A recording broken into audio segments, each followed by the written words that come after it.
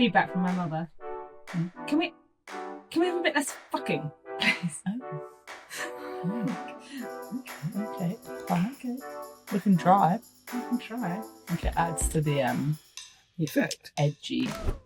Hi everyone, and welcome to Running Loose Series 3, Episode 7. She's laughing again at my introduction. I have no idea why. Maybe it's just a kind of attempt to kind of smile and look attractive in your lovely kind of chocolatey furry number. Little two-piece. Yeah, Little you two-piece going number. somewhere? You're quite dressed up. No, I'm not. Well, I am later. I'm going to the Champions Full Gallop premiere. Are you wearing this? No, I'm not wearing this. I have to go dressier again. And we have a change of clothes for a mid-afternoon thing as well. So, yeah, all change. But I just thought I'm bored of wearing the same old shit.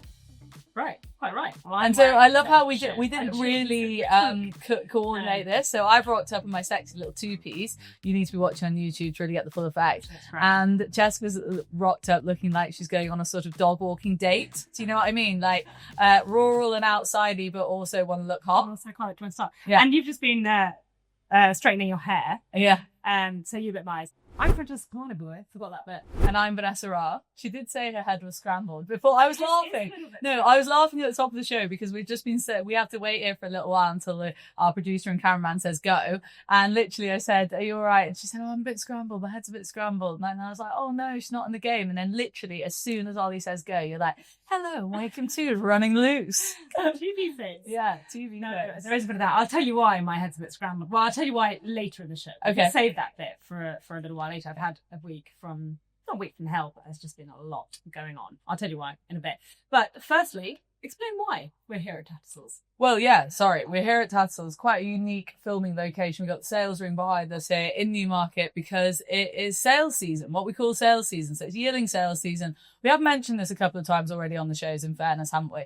But basically, this is the time of year that the yearlings are sold to international buyers across the globe. They kind of descend on Newmarket predominantly for book one. That's the like premier yearling sale of Europe of the sales season. And so over the next 2 weeks here, there's 3 different books, so that's essentially 3 different sales of different levels. Book 1 the best, book 2, book 3, and nearly 2,000 yearlings catalogued to sell in this ring behind us over an 8 days actually of actual sales.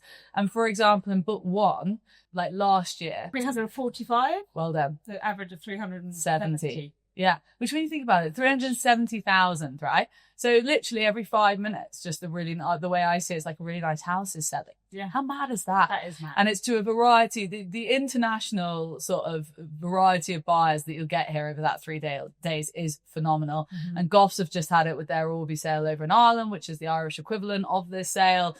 And they've had such a variety of buyers, which is great to see. Variety of stallions as well. Yeah. But the actual, when you think about that in like literal numbers, people buying 4-legged animals for that amount of money on repeat, day after day, hour after hour. It is extraordinary. Yeah, and there's always a little bit of trepidation coming into the sales season, isn't it, as the vendors, because there's so much on the table and you don't quite know how the market's going to go. Are there enough people there? Are there enough people at the top level to be competing on the big horses? Because you might have one horse that's kind of your banker of the whole year that can pay for the whole year. But if there's only one bidder, then, you know, that's not great. You need multiples. Yeah. And loads more Americans coming over to buy our turf horses. Resolute Racing, John Stewart, he was very active recently. So we need this really big international buying bench. Hang on, a bit of pressure on your parents. Yeah, parents have got 8 in book 1, 10 in book 2.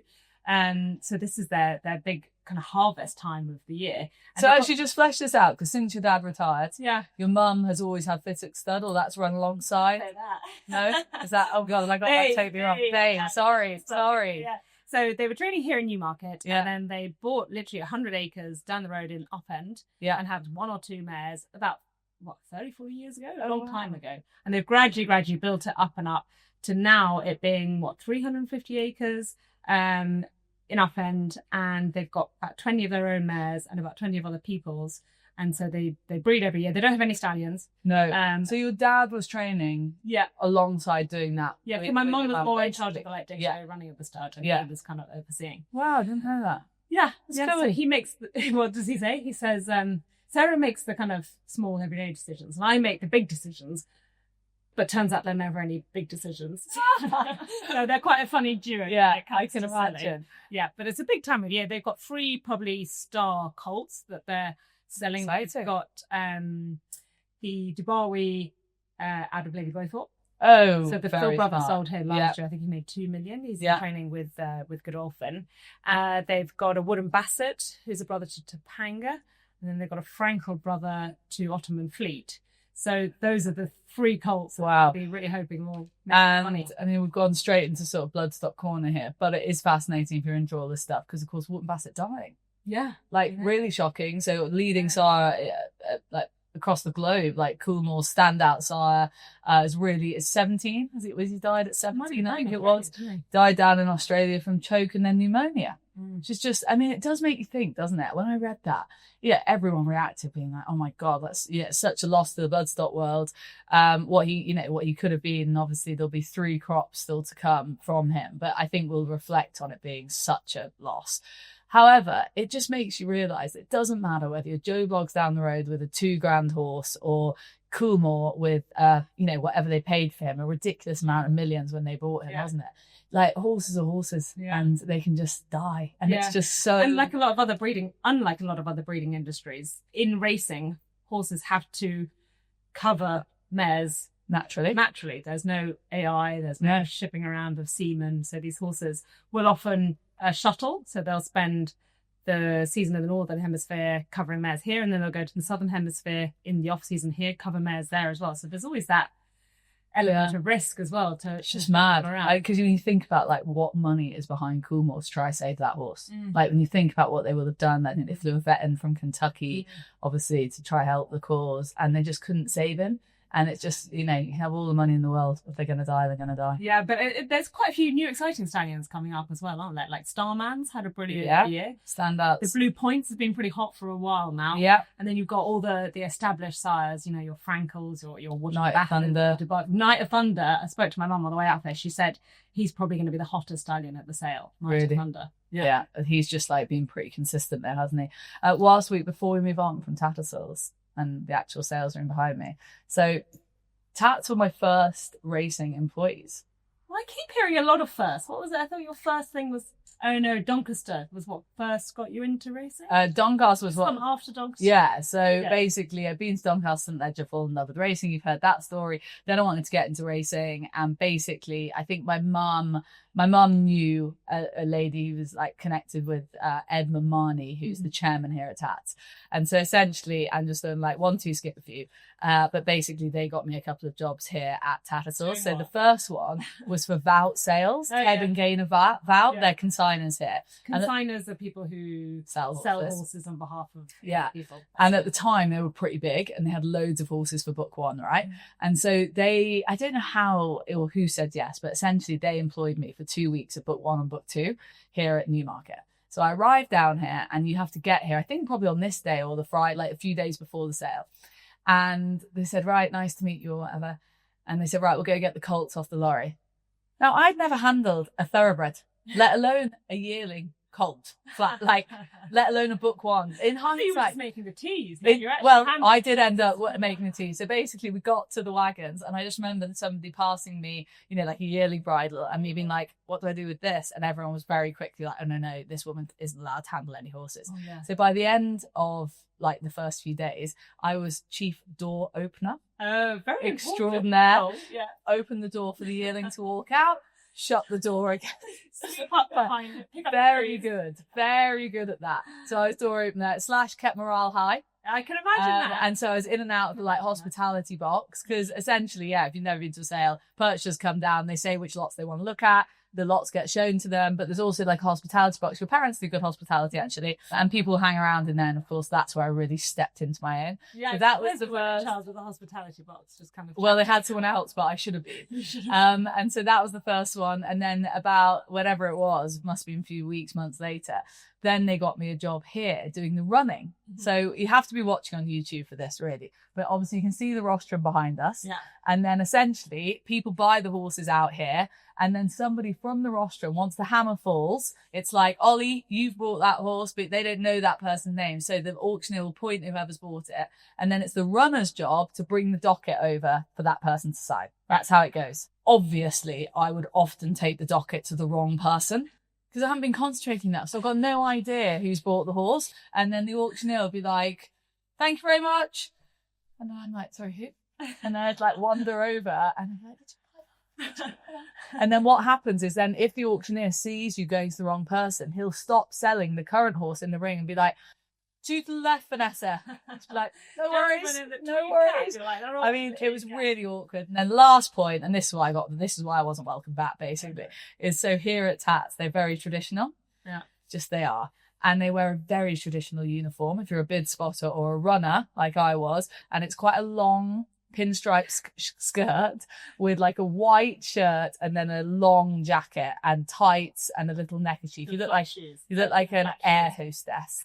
Anyway, I obviously decided that this was like my playground. So I rolled up my skirt, I unbuttoned my top, and I like tied my neckerchief in like the way it wasn't supposed to be tied and chewed gum on the rostrum. Anyway, literally, someone came up to me after I'd done this little act of rebel-ness behaviour, and they were like, rebellious. Well done, thank you. There you go. Carry on. Francesca corrects us back. And then literally someone came up to me and was like, Vanessa, you need to roll down your skirt and do up the bottom. I was like, oh, right, okay then. Well, I'm sure the buyers were enjoying They loved it, absolutely loved it. Anyway. It's quite an electric atmosphere in here, though. I know it seems very quiet and like calm before the storm, because this is the day that the horses are arriving. They're getting shipped in. Some arrive today, some arrive tomorrow. You might hear little whinnies in the background. The yearling is kind of getting to their new home for the week.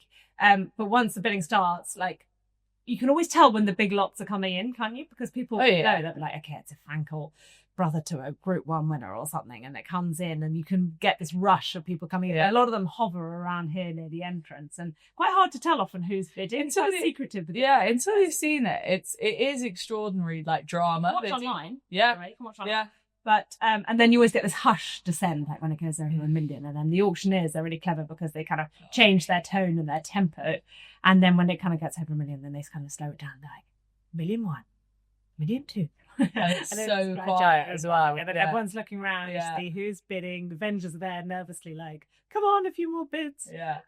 No, it's a great place to be. Yeah, it's really exciting. I love it. I actually love it up here. And since those glory days of working here, I've been involved in different guises here, and it's just a great time here. Yeah. Our friend Shirley, we're going to talk about in the next episode. Oh yeah, she's a big dog. She is a big dog. Yeah. Watch out for that chat about Shirley next episode. Actually, should also mention, because she's running it. So Shirley runs Tattersall, which is the jumps arm of Tattersalls, and they have that David Maxwell dispersal. Yes. So David Maxwell, amateur jockey. Yeah. Recently retired. Yeah. Was he forced into retiring? Yeah, I think so. Injury, wasn't it? Yeah. Doctor's recommendation. But he was in his 40s. Yeah. So he's been at it for a while. He's a lawyer. He's a lawyer?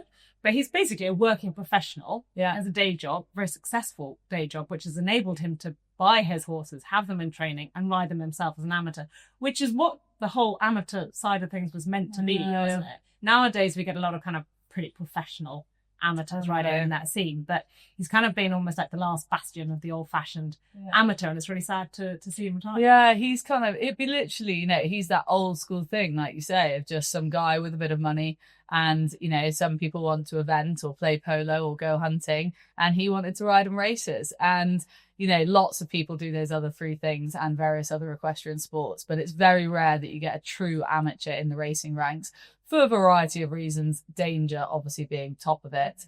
Also probably lack of opportunity, really. There are a lot of amateur and cost, of course, yeah. And he had a lot of money, basically, to throw at it. Essentially, I mean, he would say that, I think, himself. It's cost him a lot.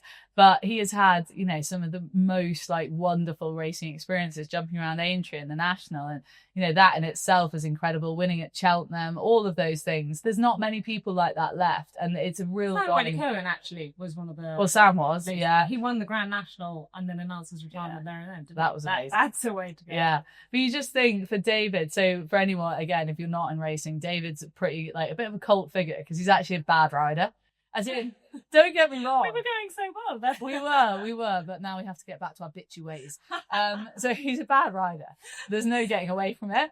But he would admit that himself. Professionals. Yeah, he's right. Exactly. But as in, I mean, his riding ability has probably prevented a few horses from winning races they should have done. A lot of armchair jockeys. And so because he's allowed to ride in open races as well, he obviously then ends up riding his own horse in a race against professionals, and then punters get cross because they like the idea of the horse winning the race, but basically David riding it is a bit of a handicap.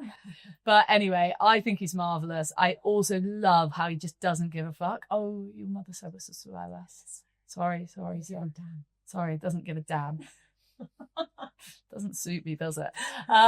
So he just doesn't care about that backlash. It's like he pays the bills, he rides the horses, he trains for it. I love it. And at the dispersal sale at Cheltenham in a few weeks' time. I don't know how many are catalogued actually, but he's got like horse that jumped around national fences last year. He's got a horse that's like Harry Durham says is one of the best in his yard. Like he owns quite a few nice horses now, so he's got better people buying for him. So I think 20 catalogued. Will he not keep any He doesn't keep any, so this is really interesting. He'd be like my mother used to be, for example. If you can't ride them, why would you own them? That was always my mum's view, because she used to show jump and then she evented. And then when our good horse went to the rider, she was a bit, I don't want to be an owner. Yeah. I either want to ride it myself or not have it. Anyway, we ended up loving being an owner.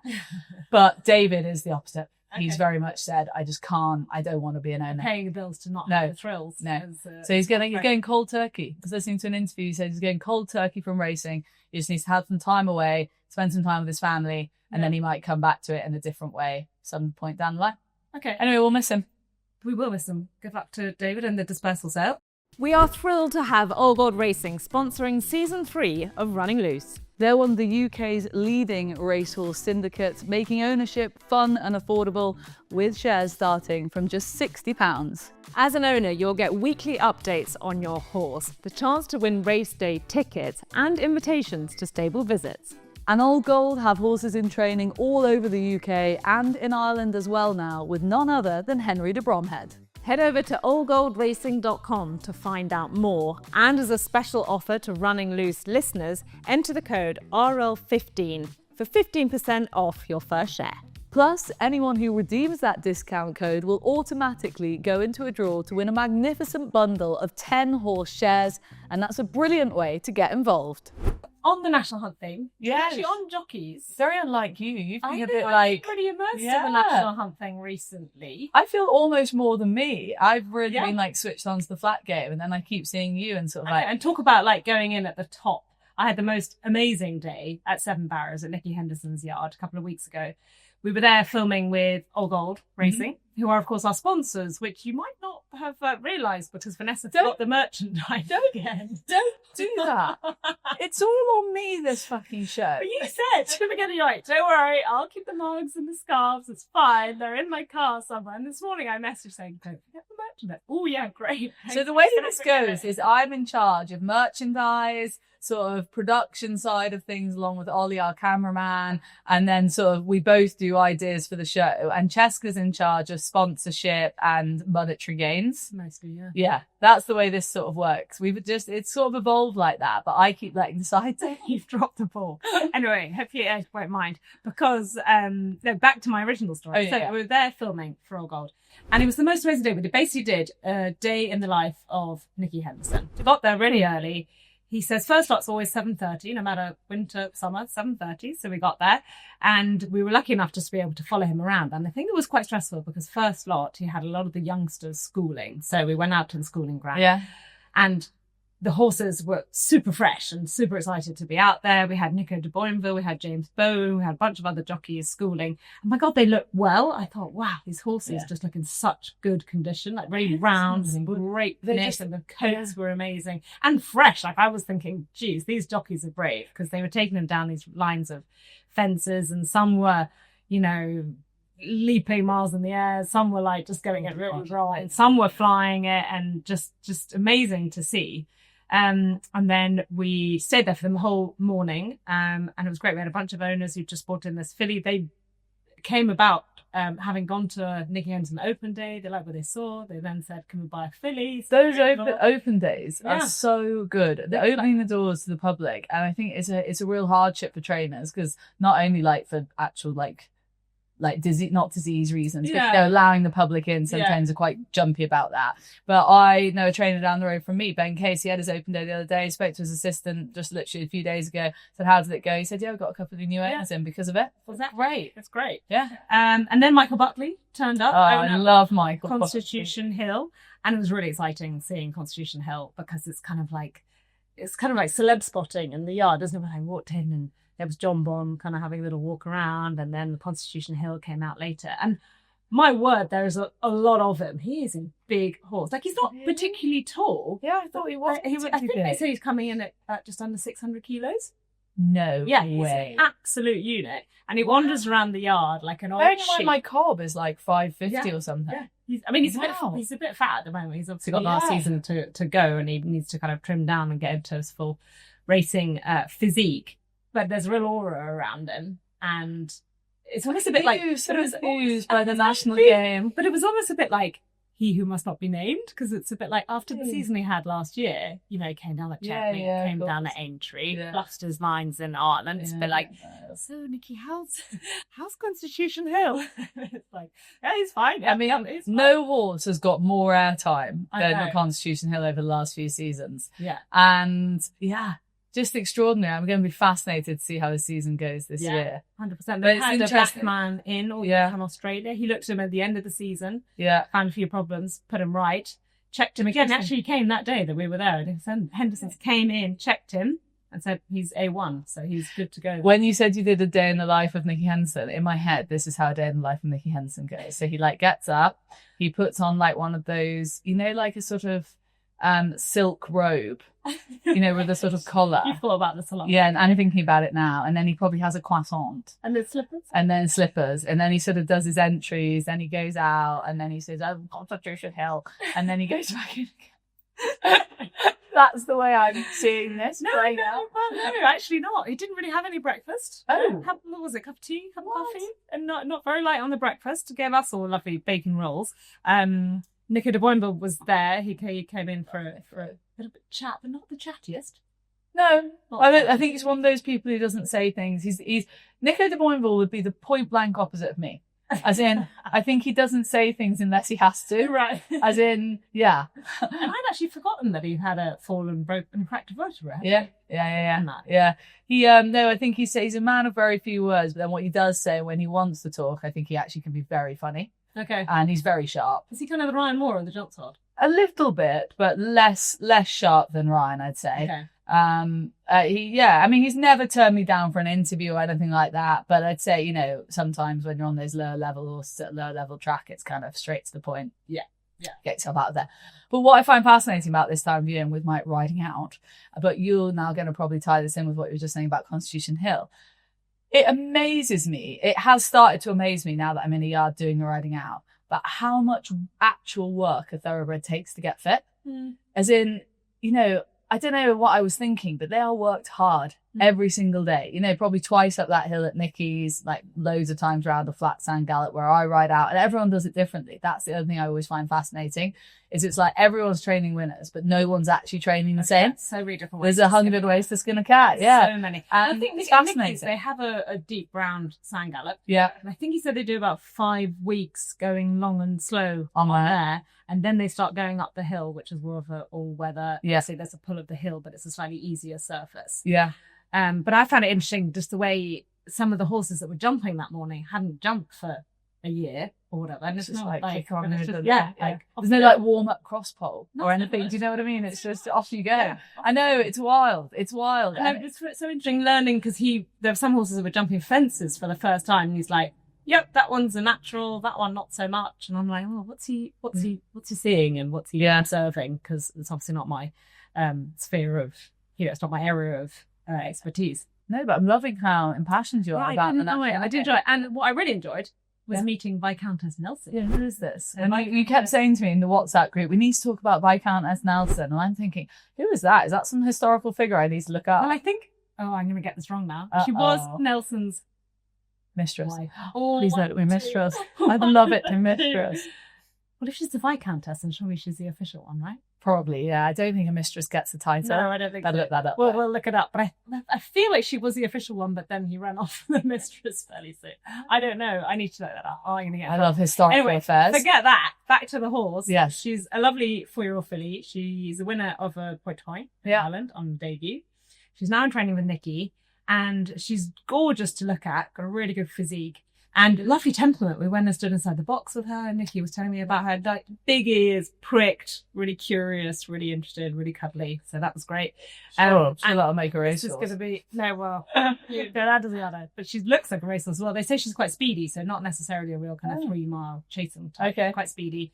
Hasn't done a huge amount of work Big, yet. small? Well, it's the Irish medium. pointer. It must be Medium. a bit of scope about her. Medium. Yeah. Okay. Quite racy looking. Yeah. And this one's going to be a little bit different to the other Old Gold horses because this is Old Gold with Francesca Cumani. So I'm going to have a lot more input into this one. I've already been and seen her. Poor Nikki. Nikki's going to have to, I'm basically the racing manager. So Nikki's Poor got to like Nikki. message me and tell me about our running plans. And I'm going to obviously go along with everything he says because I have no idea. Fair. But only a 4-year-old, so probably only what, bumpers? Is it 4? Yes. 4 now? 4, yeah. Yeah. So bumpers, or will it go over hurdles? I imagine they start bumpers and then they go hurdles. We'd have thought so, but maybe if she's been Irish pointing, maybe not. But I mean, this is why your trainer will inform you of this information. Yes, and this is why you can kind of come on this learning journey with me because, yes, I've done some national hunt coverage, but I find so much of it really confusing. Like they start. Jessica did one season of national hunt coverage, got a bit wet and cold, said, I'm out. No thanks. It's so like ask about face. They start over 3 miles over chase fences in a field or a point to point, and then they come back to the flat over 2 miles, and then they go over hurdles in a shorter. What? Like that doesn't make any sense. No, it doesn't. But Doesn't make any sense. I know, I get that. I do get that. Right. So we're going to educate myself and everyone else along the journey with us with Viscountess Nelson. Shares go live on the 18th of October. Exciting. That's going to be fun. Something a bit different in all seriousness for Old Gold like that. So yeah, it's going to be a really interesting journey. And yes, you're right. I was very enthused by my day there and looking forward to seeing those big names. Like it. Through the season. And look out for the filming of the day in my life. Also, we've done a lot of national hunt chat, but what about the flat game? Feel like, oh, well, you didn't even engage with the latest group ones because you're at bloody wedding. I know. I was. How was that? I was. Yeah, come on, let's have the weekly catch up now, actually. A week that was. Yeah. I actually haven't been on the telly for a while, so I didn't do air because I don't. No, won't. Just do air because it's too far north. Let's just be clear. She can't go that far north. It's too much. No speed. No, and then I couldn't do last weekend because Sarah Byrne, my stylist, it was her wedding and I wouldn't have missed it for the world. And it was in Dorset, so... Can I just ask a question? What? Is my stylist an official part of her name? Because that's the only way you ever say it. Who's Sarah Byrne? Sarah Byrne, my The stylist. first time. Fair. Super stylist Sarah Byrne, who happens to dress me. Yeah. Good friend also. Go on. She got married. And it was in Dorset, so a good 6-hour drive away, but that was all fun part of the journey. But what I haven't told you is that on the Tuesday of that week, I thought it'd be a great time to go and have my wisdom tooth taken out because I wasn't working on the telly. So I was like, it's fine. It's the photos. So I went in and oh my word, I have bottom wisdom tooth, so it's impacted, so it's like half still within the bone. And so they had to obviously put all the hideous injections in, which hurt like hell. And then they had to go in with a drill and like break the bone behind the tooth and then like yank it out. And I had like a hook on the bottom of the roots and I had to do a lot of yanking. What was quite interesting though, initially they took my blood out, spun it, I got the plasma and then put that back in the hole and then stitched it I'm up. actually really queasy, so this sort of thing just makes me like, whoop. And I was like, it'll be fine. And then that whole rest of the day, my face was numb. The next day I woke up, this side of my face, the left-hand side of my face, was like a balloon, and I looked hideous. Well, are you going to, or you were allowed to share the photos? Shall I? Because, yeah, I think so. So again, if you're watching on YouTube, hopefully you'll see the photo right now. But what is quite funny is what you're always told with like on-air stuff and actually just anything that if people are photogenic or look good on TV if they have a symmetrical face. You have a very symmetrical face, but in this instance, obviously you look like you have Bell's palsy / like a little hamster. Yeah. And so there's a sort of like, the swelling was here, wasn't it? It was like right down here. It was dragging the rest of her face down and she looked super unattractive. Yeah. And so it made me think that it is right. It is all about symmetry. I mean, one of the photos, you actually look like you had a filter put on you. So you had your wisdom tooth out. Yeah, I spent the whole rest of the week putting ice on it to try and get it to calm down. Because I was like, it's fine, I'm not going to be on telly. Because they said, we probably want a week off worky stuff. And then I was like, shit, I've got the wedding. So I didn't really want to go to the wedding like that without say shit. Well, if your mother's the judge of this. Maybe the S words, all right. Love you, Sarah. But luckily, literally, by the time we got to the wedding, it had pretty much calmed down. Bit of makeup, and it was fine. So the Friday night was Oktoberfest themed. Right. So Dirndl style and lederhosen for the men. Lots of beer drinking. But that was great. Just a little warm up. The next night, obviously, we had to get all out, dressing up. And it's the one event of the year that I couldn't ask my stylist to dress me for. Oh. But you did actually look great. Did I look great? Yeah, I thought it was fab. I thought the loose fitty. Yeah, I thought it was fab. You look great. So that was like... so it was some high-waisted black, kind of heavy silk trousers and good. a Yves Saint Laurent jacket. Yeah. Cami But it was like a crop, so it just fit. It just looked great. And then the white lapels looked class. I did think it looked really good. That from the vintage dealer. Oh, cool. Yeah. That's fun. Yeah, that's great. I love that outfit. But I had a real faux pas at dinner because we had a delicious kind of, I think it was venison and gravy with potatoes and some veggies. And I was sat next to a lovely guy called Sandy, who's Australian, and immaculately dressed, like a beautiful looking man, beautifully dressed with a kind of white silk shirt or like white trousers. Yeah. He was very attractive. But there I am trying to tuck into my venison and my bees, and I tried to cut, and I ended up spraying gravy all over those white shirt and white trousers. I'd have been raging. I know. He was like, no, it's fine. No, I'm like kind of like dab it with my neck. I'm sorry. Don't worry, it's fine. Oh God, sorry. He didn't actually talk to me for the rest of the night. Oh, I know. It's about 200 people there, so we managed. Okay, it's fine. And then good bash. You got stuff bash. A bit hungover the next day, weren't you? Theme going on, which was very unexpected. I never saw unwilling as well. Yeah. So the guy doing the music and the MCing, he was like, all right, who wants to come up and sing? And so a bunch of people got up, and Steph and Sarah did a little duet. Oh, wow. I know, it was fun. Did you? No. Step into the No. No one is to him singing. Or me. Or you, can't be? Not worry your mental talent? Absolutely unable. No. Do you remember I told you I mined in the school choir? Oh, yeah. Mr. Marsh fell downstairs, that whole story. Oh, yeah. Yeah. So that was a week. Oh, no, and then you got home to fucking move home. Oh, God, yes. And so Sunday, actually Saturday we had quite a fun day. We went to this amazing restaurant, like in the middle of nowhere, middle of Dorset. I think it was called Parlour, like on a dairy farm. We had the most insanely good Italian food, so we stuffed ourselves for the food. And then we thought, let's go for a swim in the sea. Belly full of food, really wavy sea, freezing cold. That kind of sorted out the hangover, although it took about an hour to thaw out. But no, the next day, very little sleep, 6-hour drive back to Yorkshire, and then with David Easterby. We actually stopped off for an amazing curry. And 8 o'clock the next morning, 5 removals vans turned up with all of our stuff and just vomited it into our house, and then I've just spent the whole rest of the week trying to work out what the hell goes where. When we do our next series, because we're wrapping up this series, but I hope that the first episodes of our next series should be in your house. I think so. It'd be great. A joke. And I can come stay the night before. It might be in by Christmas. Well, feels like then I can come stay the night before and get pissed, then do it on a hangover the next day of the Bloody Mary. Hangover Diggles. Great. Bloody Mary. Yeah. So you had a hell of a week, yeah? I've given up on work. I've noticed, no joke.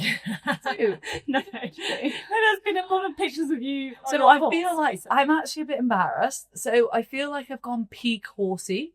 Okay. Which I'm not proud of. Why not? As in, I'm really horsey, but I don't want to be really horsey. Okay. You know, as in, I want to sort of become a horse sport. Exactly. Yeah. Exactly. I want to ride and go like autumn trail hunting or whatever we're made to call it these days, and go racing and do all those things. But I don't want to be a horse sport, like you say. And I don't want to start looking like a horse either. You know, people who spend too much time around horses start to look like they spend too much time around horses. So I'm trying to lean away from that, but I'm failing dramatically. Had a really quiet couple of weeks, wedding in Dorset that I went to. which was a great success. And then home from that. And then basically I just said, you know how it goes when you're a freelance, just like you've just said, just a quiet few weeks one way or another. All my Sky shifts are kind of coming in the next few weeks. And I don't know, just had a really quiet time of it. So I've really learned into being horsey. I've been riding out 3 lots. I've been going cubbing. I've been riding my 2 horses, been having a great time of it. But literally now I've got a bit of guilt over it, as in like now I'm starting to think I'm going to go back to work. One of the jobs I tasked you with was like make sure we increase our social media presence and get ourselves on TikTok. And you failed on that side too, because you're too busy playing around with the ponies. And you're the younger one of us, so you actually. I know that was. I agree. I've got nothing to say. Yeah, sorry. Should we now in the next series? Yeah, TikTok. We're coming. Yeah. We're coming to TikTok. It's going to be huge. But yeah, no. Earlier, like a bit of like just a couple of weeks downtime for me. A lot of horsing around. Okay. And so I'm just going to apologise to anyone who follows me on social media. It's going to be ramped back up to less horses. Okay. Don't worry, they'll forgive you. On your horses, actually, because you put a few pictures up of Captain Cumani, your ex-racehorse, and I'm looking at those pictures thinking, he looks a bit like my ex-racehorse in the sense that he's a bit lean, he's a bit light, lacking a bit of top line. And my horse, who's, 7-year-old ex-racehorse, been out training longer than yours, you just can't get him to put on any weight. Like, you can see the ribs the whole time, the top line's a bit weak. He's got a little bit of, like, belly. He's not thin, but he's just... I'm feeding him 6 scoops of feed a day, hay, grass, hardly ever riding him to have a good time. Why is he so light? I don't really know the answer to that, but mine's the same. We've got no top line, quite ribby, and then a bit of a belly, basically. And obviously now he's in more full-time work. I'm going to aim to build up his top line. But a friend of mine, Steph Jones, who you actually know, she used to work for Epheim Productions. She's done loads of sort of like media stuff. She'd be well known in racing. She works for Top Spec now, so the feed company. And she has actually put together a feeding plan for me. Not like a gifted thing, as in I'm buying the feed in, but she just said, this is what you should be feeding. And I'm hopeful that is going to help, because you're right. And I've never fed a thoroughbred before. So it's like, it's a bit sort of, I need a bit of advice on that. So she's come good with that, and that's going to start next week. Oh, good. So I'll have an update. My fear is the winter, ulcers. Has I know. Ulcers. Do I need to test for it? It's really expensive. Do I need to treat him? Really expensive. It was kind of. So like the scope is like $1,000, and then the treatment's like 800 quid. Yeah. So you scope to find out if you've got them, then you've got to treat them. Loads of people say just go straight to the treatment, but then some people say that can be dangerous because they don't have them, but ours are probably likely to have them. Anyway, Steph's got me on ulcer kind, I think it's called. It's an actual feed to help with the ulcers. Yeah, because then you don't want to like overfeed them and get too excited and too hot. Well, that's the other thing, is that I didn't. So my lad's been on like layoff tubes. This is all like such horsey chat, having just said that we're going to be not horsey, but basically because I didn't want to feed him to get excitable. Because imagine, that's what I think people make, that mistake of overfeeding to get the condition on, and then they ride them and they're lunatics. And so yeah, I didn't want that, basically. Do you know what? Our horse waffle's gone for quite a long time. Cut. Right down here. No. So stay tuned for updates on that. Yes. Feeding updates. Maybe we should do pictures of our horses and be like, is this him at the start? Yeah. Is this yours? Before and after. Please. Let's see who does it better. Ooh. Okay. That would be fun. Okay. That is fun. Like piling the feed. You're going to be like cod liver oil, like Alpha A, all the drugs, all the supplements. She's got deeper pockets than me. I don't. I'm completely broke. My house is like completely sucked. That house is a money hole. Even I can do that. I know. It's going to be great. So we're going to be eating our baked beans and all some grass. So we haven't done many questions recently. No, I feel bad about that. But we're about to record last episode of the series, and that's going to be a bit like last series episode, where it's kind of like end of term. Oh, I wish that we find some. We'll find some here at Tats. They've got loads of champagne. Okay, great. Wrap it up. That's us done for this episode. Try that again. Yeah, no, I'm shit at this. Can you do it? No. Okay. You're the presenter. Thanks everyone for watching or listening to the series of Running Loose. That was 7 out of this series? Yeah. It's been a bit varied. We've run massively over time. I hope we haven't bored you with our in-depth horse nutrition chat. But this has been great filming here at Tattersalls in the sales room. It's going to be a hive of activity here over the next few days and weeks, in fact. We are nearly done for this series, but thank you so much for being with us as always, and we will see you for the last episode in the series next week.